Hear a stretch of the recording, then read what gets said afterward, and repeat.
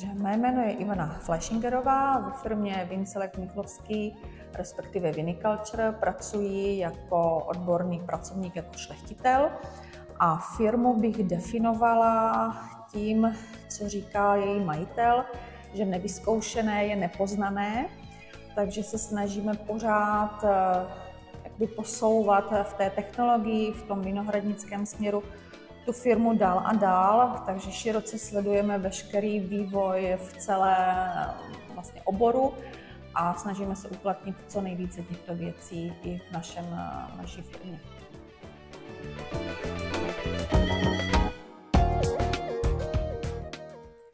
Takže zavést oběhovou nebo cirkulární ekonomiku je spíše důvod ekonomický i ekologický.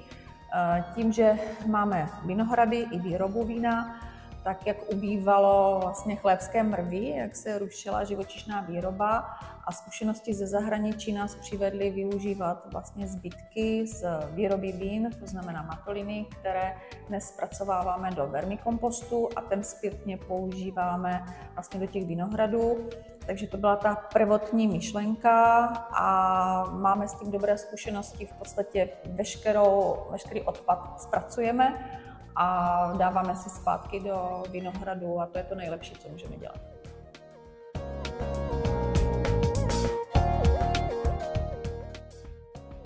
Takže inspirace pro zpracování matolin je v zahraničí.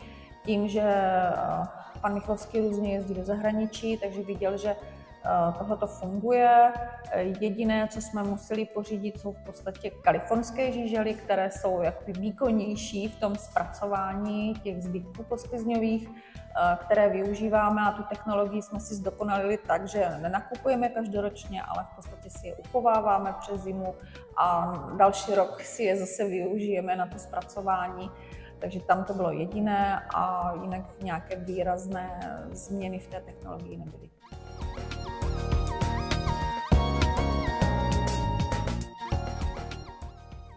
Takže přístupy byly samozřejmě ekonomické, zpracujeme veškeré zbytky, vyrobíme si vlastní vermikompost, nemusíme nakupovat složitě chlévskou mrvu.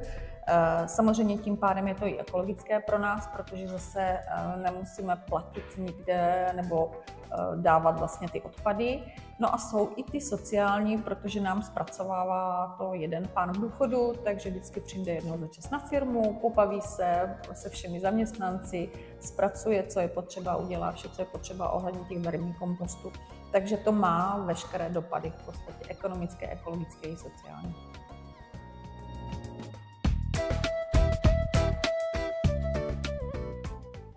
Takže zavedení, zpracování těch matolin pro nás nebyla žádná výrazná výzva. Postupy jsou tam dané, nějaké regulace ekonomické, ekologické tam nejsou. Jediné, co si hlídáme, postřiky, které používáme v průběhu vegetace, aby byly ty správné, aby jsme si nevnášeli nějaká rezidua i do těch vermikompostů, takže to je asi jediné.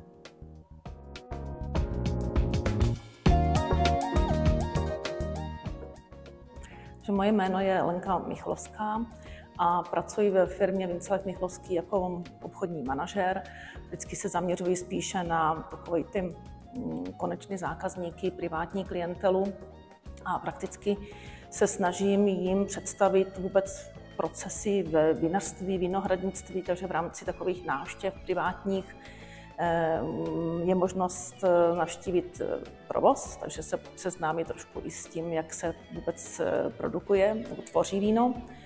A součástí té prohlídky je i tady ten proces tvorby vermikompostu, kdy opravdu většina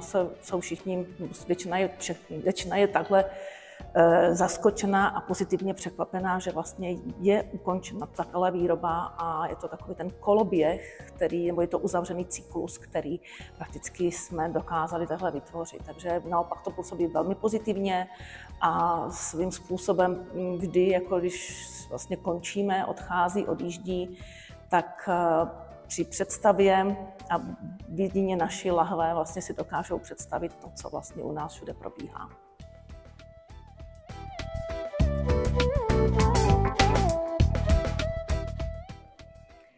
Tak samozřejmě možnosti rozšiřování toho cirkulární ekonomiky by byly, například zpracování semen na olej, na mouku a podobně, ale vzhledem k tomu, že máme tu vinohradnickou část, která je poměrně značná a ta potřeba toho vermikompostu je velká, tak zatím neplánujeme. Tam by se muselo udělat opravdu velmi různé rozdělení technologické a bylo by to dost ekonomicky náročné, si myslím.